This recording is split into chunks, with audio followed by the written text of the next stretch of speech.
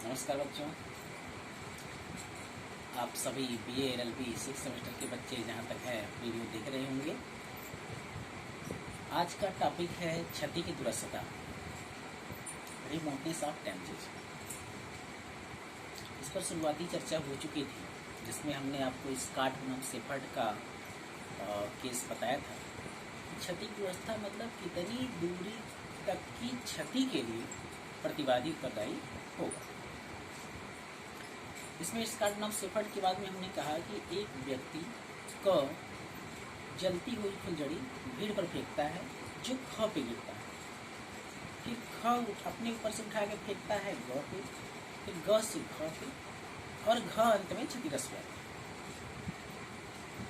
इसमें यह प्रश्न उठता है, क्या क घ की क्षति के लिए उत्तरदायी होगा? यही प्रश्न उठता है, यही क्षति की दुरस्थता। तो अगर क के कार्यों का प्रत्यक्ष परिणाम है तो घ उत्तरदायी होगा, और यदि प्रत्यक्ष परिणाम नहीं है तो उत्तरदायी नहीं होगा। एक मत यह है कि क्या क ऐसा पूर्वानुमान कर सकता था कि हमारे कार्यों का परिणाम यहाँ तक जा सकता है? यही क्षति की दुरस्थता है। इसको मानने के लिए न्यायालयों ने, खासकर ब्रिटिश न्यायालयों ने, दो मापदंड अपनाए, युक्त पूर्वानुमान का मापदंड और प्रत्यक्षता का मापदंड। सबसे पहले युक्त पूर्वानुमान का मापदंड आया,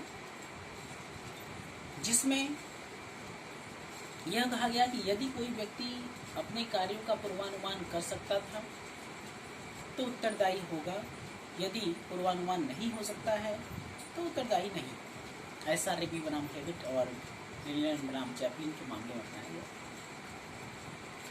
फिर कुछ समय बाद धीरे धीरे इस सिद्धांत को नकार दिया गया और प्रत्यक्षता का मापदंड अपनाया गया। प्रत्यक्षता के मापदंड में जो केस आया, re Polemis and Furness Withy and company का मामला आया, स्मिथ बनाम London and South Western railway company का मामला आया, इन सब मामलों में प्रत्यक्षता का मापदंड अपनाया गया।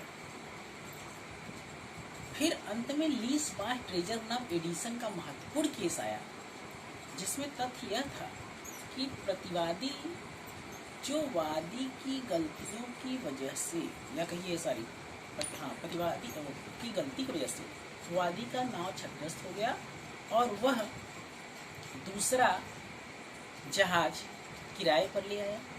तो यहाँ प्रश्न उठता है कि क्या वह प्रतिवादी दूसरे जहाज के लिए प्लस जितना वो नया किराए पर उठा लेता है जहाज, उसके लिए भी दायी होगा?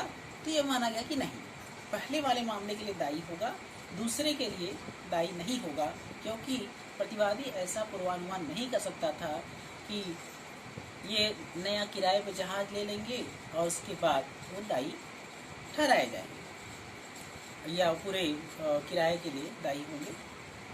अंततः प्रत्यक्षता का मापदंड सीमित हो गया और फिर एक बार फिर से युक्त पूर्वानुमान का मापदंड बेगन माउंट के केस में अपनाया गया।